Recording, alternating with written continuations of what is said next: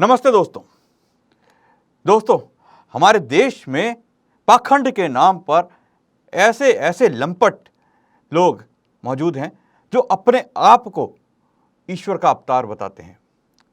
उन्हें कुछ नहीं मिला तो ऐसे ऐसे दावे करते हैं कि सामने वाले की हंसी छूट जाए। आज इस कार्यक्रम में हम आपको एक ऐसे लंपट आदमी के बारे में बताएंगे जो अपने आप को लोगों का भगवान कहता है। कहने को तो वो आजकल जेल में है, लेकिन उसके अनुयायी उसे चिट्ठियां लिखकर उससे कह रहे हैं उनको जेल से निकाले। यानी जो जेल में है वो ही अपने अनुयायियों को जेल से निकालेगा, यानी बंदी छोड़। उसके अनुयायियों ने उसका नाम रख दिया है बंदी छोड़। जी हाँ, मैं बात कर रहा हूं रामपाल की। कथित रूप से लोग उसको संत रामपाल कहते हैं। मुद्दा जरूरी है। आप सभी का स्वागत है। आज हमारे साथ मौजूद हैं समाज सेवी श्री विकास आर्य जी और समाज सेवी श्री अरविंद आर्य। सबसे पहले मैं विकास जी आपसे जानना चाहूँगा कि आखिर रामपाल जो ये दावा करता है, जो खुद जेल में है, उसके अनुयायी उससे भीख मांगते हैं कि महाराज हमें जेल से निकाल दीजिए।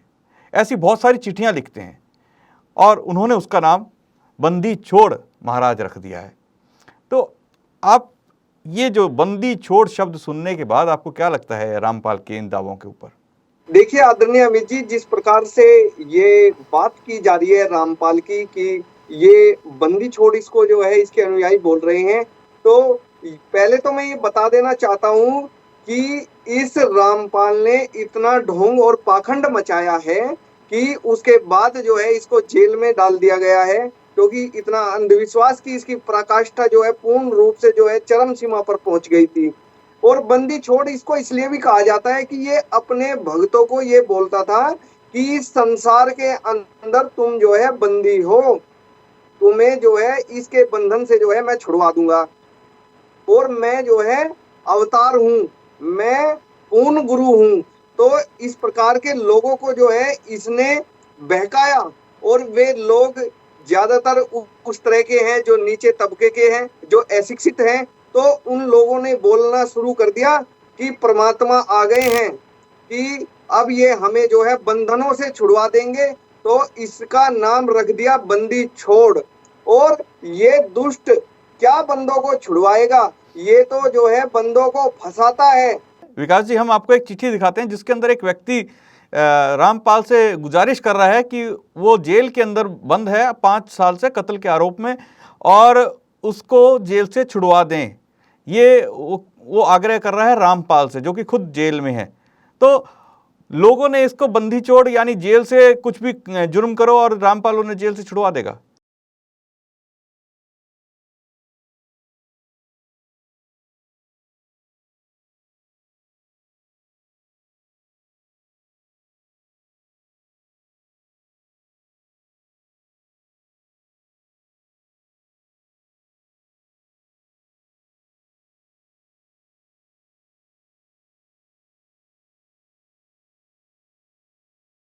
देखिए अमित जी, इस तरह का जो ये प्रोपगंडा जो है रामपाल ने चलाया हुआ है, तो लोगों के मन में एक ही बात रहती है, चाहे वह जेल में हो या कहीं पर भी हो, कि रामपाल जो है भगवान है, अवतार है। वे हमें जो है इस बंधन से, जेल के बंधनों से हमें छुड़वा देंगे। चाहे व्यक्ति जो है किस प्रकार का भी जो है कोई भी कर्म कर रहा हो, चाहे वह दुर्व्यसन कर रहा हो या भ्रष्टाचार फैला रहा हो, अंधविश्वास फैला रहा हो, तो इस प्रकार जो है लोग उसको अवतार मानते हैं, क्योंकि ये स्वयं कहता है कि मैं पूर्ण गुरु हूँ और मैं अवतार हूँ, और मैं तो सारे भगवानों में जो है श्रेष्ठ हूँ। और इस दुष्ट ने कहना शुरू कर दिया है कि जो वेद है ना, वेद भी जो है पूर्ण नहीं है, पूर्ण तो केवल जो है संत रामपाल है। वेद भी जो है अधूरे हैं संत रामपाल के बिना। तो ये कहता है कि मैं ही सब कुछ हूं। तो लोग इसके बहकावे में आ गए हैं और लोगों ने बोलना शुरू कर दिया है कि रामपाल जो है बंदी छोड़ है, बंधनों से जो है मुक्त करा देता है, चाहे वो संसार का बंधन हो या फिर उनको उठा करके जेल में डाल दिया गया हो। और लोगों को ये नहीं पता कि ये दुष्ट जो है अंधविश्वास, पाखंड, भ्रष्टाचार और न जाने कितने कृत्यों के कारण जो है जेल में बंद है, उसका जी स्वयं का बंधन तो छूट नहीं रहा है, वो लोगों का जो है बंधन छुड़वाएगा। इसलिए लोग इसके पीछे पड़े हुए हैं और इसको कहते हैं कि बंदी छोड़। जी बिल्कुल।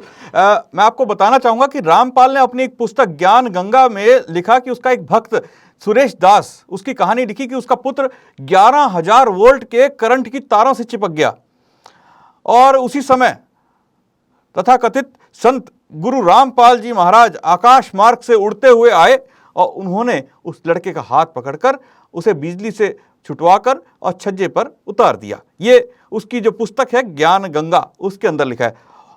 उसके बाद आपको बताना चाहूंगा जुलाई 2013 के अंदर रामपाल के आश्रम में उसका एक चेला करंट लगने से मर गया।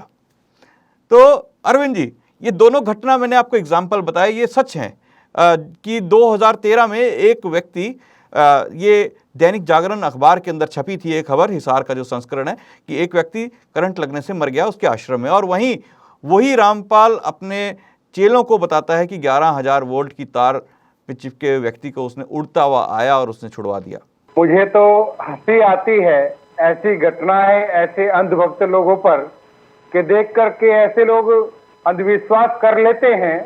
जो स्वतः आज बंदी छोड़ की बात चल रही थी, तो स्वतः बंदी है, स्वयं गुलाम है, स्वयं अपने व्यसनों में अपने कर्मों में जो व्यक्ति गिर करके बंदी बन गया है, वो लोगों को बंदी छुड़ाएगा।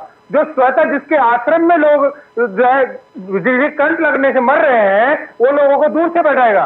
तो बहकाने के लिए देखा, प्रत्यक्ष प्रमाण तो सामने होता है। यदि वो उनको छुड़ा सकता तो उसको भी छुड़ाता। अब वहां पे वो दूर था, कहीं दूर का व्यक्ति है, दूर की चीज दिखाई जा रही है, तो उस व्यक्ति को बता दिया कि उसको बचा लिया, क्योंकि वहां कोई देख नहीं रहा था, किसी ने देखा नहीं 11,000 की तार पे लगा या नहीं लगा। कहीं अब जलता तो बिजली से भी है, जलता आग से भी है, हो सकता है वो उसका हाथ आग में लग गया हो और दे दिया उसमें। अभी आप बता रहे थे ज्ञान गंगा, वो ज्ञान गंगा नहीं है, ना तो गंगा है और ना ज्ञान है इसमें। अंधविश्वास पाखंड की प्रकाष्ठा का नाम लेकर के इन लोगों ने पुस्तकों के अच्छे अच्छे टाइटल देकर के, अच्छे अच्छे नाम देकर के इस देश की जो निस्वार्थ भावना थी, निस्वार्थ श्रद्धा थी, जो प्रेम वात्सल्य से और पूरी उमंग से, पूरी समर्पण के साथ श्रद्धा थी, उसको इन लोगों ने ज्ञान और सबसे जो इतना सर्वित इस हिंदू समाज को किया, इतना इस समाज को किया कि अब लोग जो अच्छे लोग हैं, सच्चे लोग हैं, ज्ञान बताने वाले लोग हैं, जो सच्चा मार्ग दिखाने वाले हैं, उन पे भी विश्वास नहीं करते। तो इन लोगों का पाखंड पर ये प्रोपेगेंडा इतना चला कि आज हर व्यक्ति अपने आप को छला हुआ महसूस करता है। तो मैं तो यही निवेदन करना चाहूंगा आपके माध्यम से कि इस प्रकार के प्रलोभनों में ना पड़े। देखिए, जो धर्म, जो संगठन सत्य पर, तर्क पर स्थिर नहीं है, जो तर्क के माध्यम से तर्क करने में मना करता है, वो काहे का संगठन, वो काहे का बाबा, काहे का वो जो स्वयं फंसे हुए हो, दूसरों को क्या निकालेंगे? जो स्वयं अपने अंदर गंदी नालियां समेटे हुए हैं, अंधकार, अंधविश्वास का एक बहुत बड़ा तालाब अपने आप में समेटे, अपने आप में बहुत बड़ा गंदगी का समुद्र है, वो क्या ज्ञान व्यक्त करेंगे? वो क्या ज्ञान की गंगा देंगे? वो क्या दूसरों को वजह जो स्वतः नहीं, स्वयं को नहीं बचा सकते, और जो बचा सकते तो वो अपने आश्रम के लोगों को पहले बचाते। और जैसा हम देखते हैं, प्राय हम किसी को बचा, हमारे अंदर सामर्थ्य है, हम किसी को बचा सकते, स्वयं को नहीं बचा सकते तो हम किसी को नहीं बचा सकते, ये सत्य है।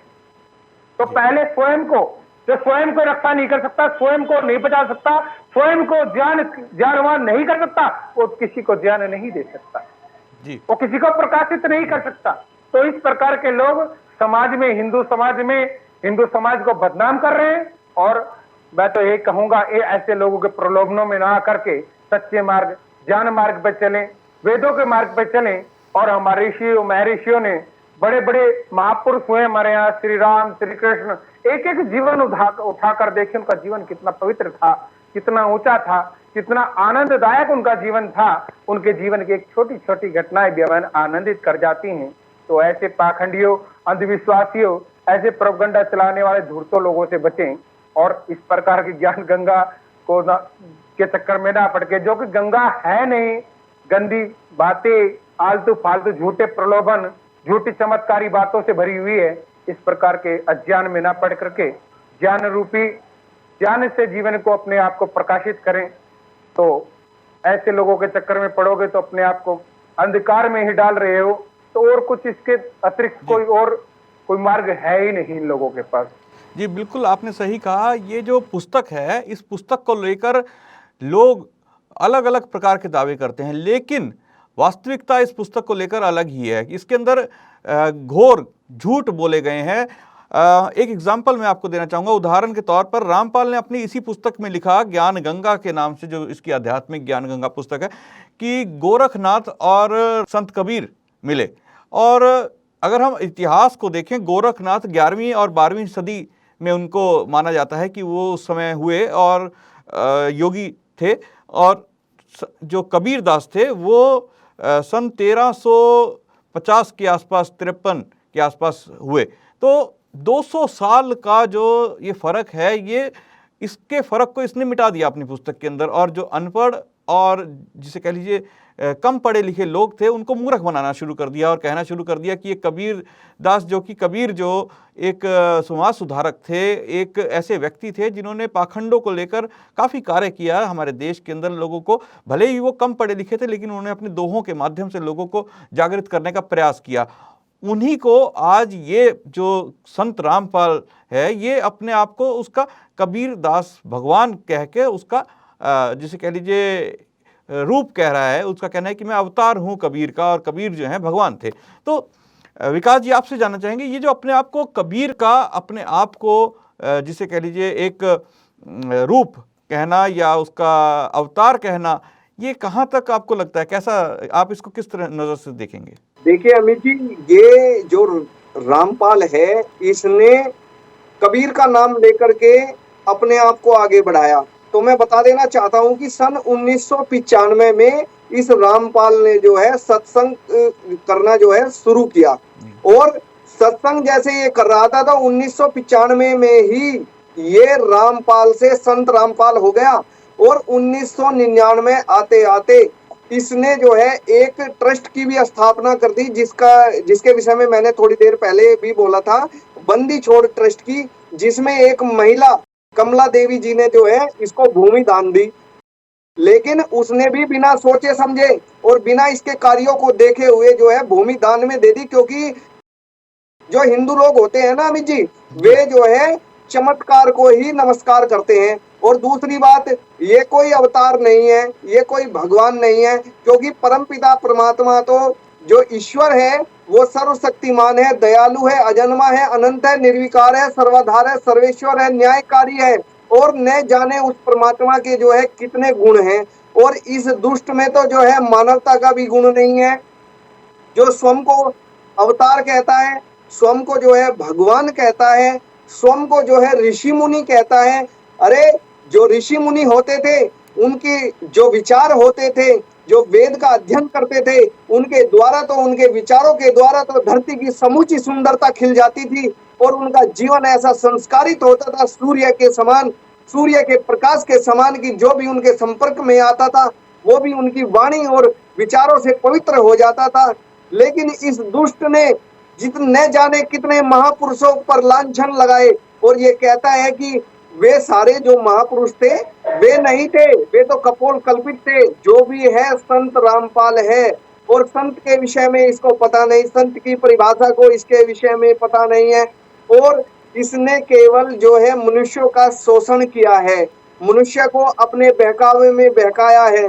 और जो भी अनाप शनाप इसके मुंह में आता था, उसी को इसने बोल दिया कि ये तो जो है संतों की वाणी है, संतों की वाणी इसने अपने द्वारा जो है चला दी है। और न जाने हिंदू धर्म के, न जाने कितने वैदिक धर्म के ग्रंथों को इसने जो है मिलावट कर दी। उन ग्रंथों में इस प्रकार की मिलावट कर दी कि लोगों पर एक छाप छोड़ दी। और ये दुष्ट कहता है, जो संसार की सबसे पहली पुस्तक वेद है, जिसका अध्ययन ऋषि मुनियों ने किया है, उन पुस्तकों में ये दुष्ट रामपाल कहता है कि ये पुस्तकें कुछ नहीं है, ये तो अपूर्ण है। ये तो पूर्ण तब होगी जब आप संत रामपाल के द्वारा जो है सिद्धियां लोगे, उनसे जो है गुरु मंत्र लोगे। तो इस प्रकार के गुरु होते हैं क्या? गुरु जी की परिभाषा इसको नहीं पता है, इस दुष्ट को, और कहता है कि मैं जो है भगवान हूँ, मैं जो है अवतार हूँ, और केवल लोगों का इसने मूर्ख बनाया है। वहां पर जो है प्रसाद बांटता था अपने आश्रम में, और उसमें न जाने किस प्रकार की मिलावट करके उन लोगों को अपने बहकावे में कर लेता था। और ये कहता है कि मैं परमात्मा हूँ, मैं जो है वायु में उड़ जाता हूँ, मैं वायु में उड़ जाता हूँ, और कहता है कि मैं तो कहीं भी प्रकट हो जाता हूँ। और इस दुष्ट ने अपने आश्रम में सुरंगों के अंदर जो है कमरे बनवाए हुए हैं, और कमरों के अंदर भी इसने कैमरे लगवाए हुए हैं, और उसमें न जाने किस प्रकार के ये दृश्य कुकृत्य कराता था, और महिलाओं को जो है चोरी छुपे जो है उन कैमरों से जो है ये देखता था। तो इस दुष्ट ने न जाने कितने कृत्यों का, इस समाज का जो है अपमान किया है, मानवता का अपमान किया है, वैदिक धर्म ग्रंथों का अपमान किया है।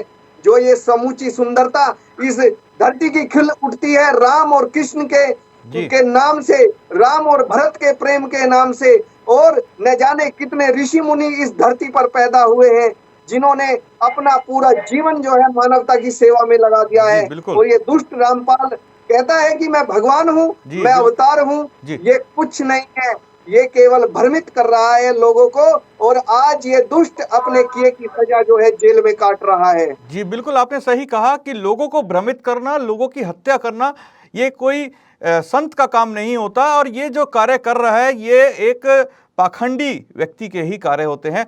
और हम देखते हैं कि आज सोशल मीडिया और इंटरनेट पर प्रतिदिन ऐसे वीडियो डाले जाते हैं जो ये दावा करते हैं कि रामपाल प्रकट हो गया, रामपाल ने आके उसे बचा लिया, किसी को सांप ने काट लिया तो रामपाल आ गए और सांप ने उसे कहा कि अगर तू रामपाल का चेला नहीं होता तो तेरी मृत्यु हो जाती। इस प्रकार से बहुत सारे वीडियोस आपको देखने को मिलेंगे जो कि हाल ही में शूट किए जाते हैं, हाल ही के वीडियो हैं। रामपाल काफ़ी दिनों से, कई सालों से जेल के अंदर है, फिर भी ऐसे वीडियो हमें देखने को मिल रहे हैं और बहुत सारे लोग उनको देखते हैं, लाइक करते हैं और आगे फॉरवर्ड भी करते हैं। अरविंद जी, आपसे जानना चाहूँगा, आखिर ये कौन लोग हैं जो रामपाल जेल में है और उसके बदले में एक नेटवर्क तैयार कर रहे हैं रामपाल के नाम पर और लोगों को भ्रमित करने का कार्य कर रहे हैं, और ये क्यों कर रहे हैं? देखिए, इस प्रकार के सांप काट लिया, बोलने लगा सांप। देखिए, पहली बात तो ये है, जो जीव है, सांप कभी बोलता नहीं।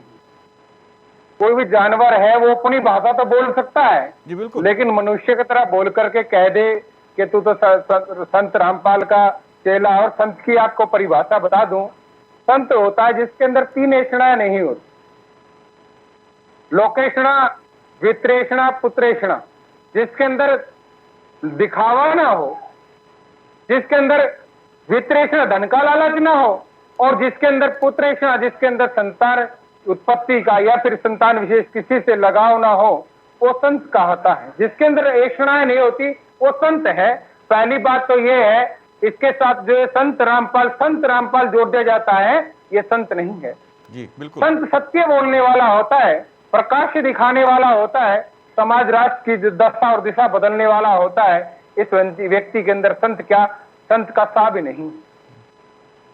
सत्य तो इसके जीवन में था ही नहीं, क्योंकि प्रारंभ ही इसने एक अंधविश्वास पाखंड से ही फैलाया था। जब ये प्रारंभ में, जब ये रिटायरमेंट एक किसी कंपनी में कहीं ये इंजीनियर था, जब वहां से हटने के बाद अपने घर से, अपने माता पिता से इसने अपनी पूजा प्रारंभ कराई, तो वहीं से स्पष्ट इसके जीवन से देख लीजिए, इसके अंदर संत का सा भी नहीं है। संत ऐसे से लोग अब इस समाज को दूषित कर रहे हैं। और जो आप जैसे कि कह रहे हैं, वो वीडियो बनाने वाले लोग, वो कहीं ना कहीं थोड़े बहुत धन के लालची लोग, जो अंधी, वो जानते हुए भी उन्हें केवल धन से मतलब है, उन्हें किसी आस्था से मतलब नहीं, किसी समाज से मतलब नहीं, आखंड पाखंड प्रकल्प भी फैलाना उनका दायित्व है, उनका कर्तव्य है। वो पता नहीं ऐसी घटना कहां से लेके आते हैं। अब कोई घटना हो गई, कुछ हो गया, अब हमने तो प्राय देखा है बहुत सारे लोग अब संत, अब कोई ऐसा तो व्यक्ति है नहीं कि फला नेता का व्यक्ति है, भाई तुझे जो जेल में पकड़ने गया था, फला नेता व्यक्ति अच्छा है, उसका फोन आ गया, वो कर दिया। वो तो वहां से फोन भी नहीं कर सकता, वो तो अपनी इच्छा से केवल अपनी इच्छा से शौचालय भी नहीं जा सकता, जेल में बंद है। तो कहीं कैसे प्रकट हो सकता है? और यदि वो प्रकट हो सकता है, चमत्कार कर सकता, तो जेल में नहीं होता। जी। यदि वो चमत्कार कर सकता तो जो जज उसको सुना रहा था फैसला उसको बदल सकता था। यदि वो चमत्कारी होता तो अपने आप को इस दुर्दशा से बचा लेता। दूसरों को बचाने से पहले, चमत्कार करने से पहले, और चमत्कार क्या, ऐसे से लोग तो बलात्कार करते हैं। ऐसी सी बहुत सारी घटनाएं आई जी जहां लोगों की भावना से बलात्कार हुआ, व्यवस्थी हुई, उनको मार दिया गया, मार करके उनके ऊपर वृक्ष लगा दिए गए जिससे पता ना लगे, उनके ऊपर पौधे लगा दिए, फसलें उगा दी गई। तो ऐसे लोग चमत्कार करेंगे, ऐसे लोग बलात्कार कर सकते, चमत्कार नहीं कर सकते। बलात्कार हुआ है, जबरदस्ती हुई हमारे देश के लोगों के साथ। और मैं तो कहता हूं ऐसे पाखंडी, ऐसे धूर्त लोगों को सर से उखाड़ कर करके जेलों की भी आवश्यकता नहीं, ऐसे लोगों को तो मार करके कुत्तों से नचवा देना चाहिए। ऐसे लोगों के तो मांस को लग करके वो कर देना चाहिए। और मनुस्मृति में कहते हैं कि जो ऐसे लोग हो, धूर्त, पाखंडी, अंधविश्वासी हो, अधर्मी हो, अन्यायकारी लोग हो, ऐसे लोगों को तो लोहे के पलंग पर बैठा करके उसको लाल गर्म करके उस पर जलाकर भस्मीभूत कर देना चाहिए।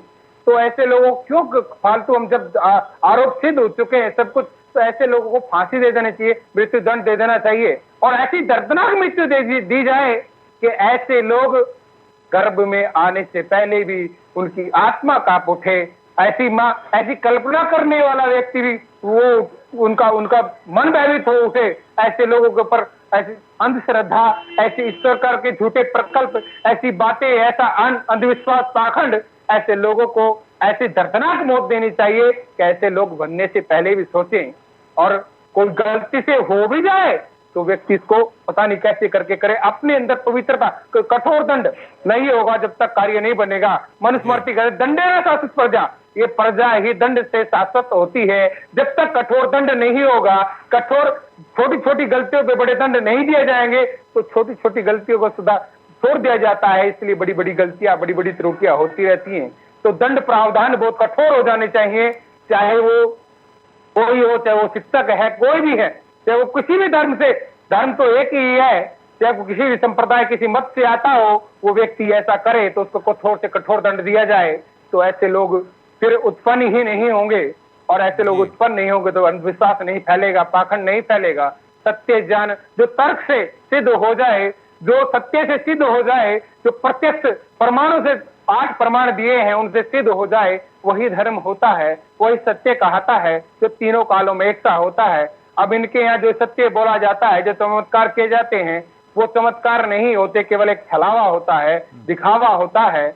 बहुत सारे ऐसी घटनाएं, ऐसी कार्यक्रम चला रहे हैं। और मैं तो उनको चेतावनी देना चाहूंगा जिस प्रकार के कार्यक्रम इस तरह कर रहे हो, कि मैं तो ये कह रहा हूं कि अरे वैश्याएं भी किसी पद पर आकर के, किसी स्त्री में आकर अपने घुंघरू तोड़ देती हैं। तुम लोग तो वैश्या से भी ज्यादा वो चले गए हो, अंधविश्वास, पाखंड इस देश में फैला रहे हो। तुम्हारी आने वाली पीढ़ियां तो सुरक्षित होंगे ही नहीं, इस देश का भविष्य भी तुम अंधकार में पहुंचा रहे हो। ऐसे लोग यदि आज नहीं चेते तो कभी नहीं चेत पाएंगे।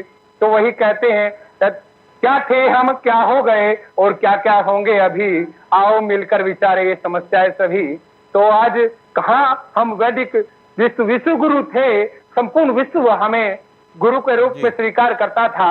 आज कहाँ हम अंधविश्वास, पाखंड की एक बहती एक गंदी दरिया में, एक गंदे तालाब में, एक गंदे समुद्र में डूबते जा रहे हैं। अपने आप को बचाओ, अज्ञान से हटाओ, अपने आप को वेदों की ओर लौटो। चारों वेद हमें शिक्षा देते हैं। पहला वेद हमें ज्ञान, कर्म, उपासना और विज्ञान, चारों चीजें आ रही हैं। पूरा जीवन क्या है, ज्ञान क्या है, कर्म क्या है, उपासना, विज्ञान क्या है। जो विज्ञान आज वर्तमान में नहीं है, उससे भी बड़ा विज्ञान के सूत्र, विज्ञान की जो एक रूप, एक शब्द, एक बीज रूप में है, वो हमारे वेदों में कूट कूट के भरा है। ज्ञान, विज्ञान, तर्क जो सिद्ध नहीं हो, वो धर्म, संप्रदाय, संगठन नहीं होता। जी, तो ऐसे लोग, कहा आपने। कबीर दास ने कहा कि कबीरा, जब हम पैदा हुए जग हंसे हम रोए, ऐसी करनी कर चलें कि हम हंसे जग रोए। लेकिन कबीरदास के नाम पर जो आज हो रहा है, उसे देखकर दुनिया हंस भी रही है और रो भी रही है, क्योंकि पूरी दुनिया में पाखंड का सबसे बड़ा नाम आज रामपाल बन चुका है। रामपाल जेल में होते हुए भी ऐसे ऐसे चमत्कारों के दावे कर रहा है कि जो सुनकर हंसी आती है। और रोना इस बात पर आता है कि ऐसे लोगों को आज भी बढ़ावा दिया जा रहा है। लोग आज भी उसको भगवान मान रहे हैं। मुद्दा जरूरी में अरविंद जी आप जुड़े और विकास जी आप दोनों जुड़े, अपने अपने अपने विचार रखे। आप दोनों ही मेहमानों का धन्यवाद। दोस्तों, इस कार्यक्रम का मुख्य उद्देश्य आपको यह बताना कि पाखंडों से कैसे बचा जाए, और आज के इस कार्यक्रम में हमने प्रयास किया कि रामपाल के चमत्कारों का भांडाफोड़ किया जाए, उसके बारे में सच्चाई बताई जाए। आगे भी हम इस प्रकार के कार्यक्रम करते रहेंगे। अब समय हुआ आपसे इजाज़त लेने का। कल फिर मुलाकात होगी एक नए विषय, एक नए मुद्दे के साथ। मुझे दीजिए आज्ञा। नमस्ते।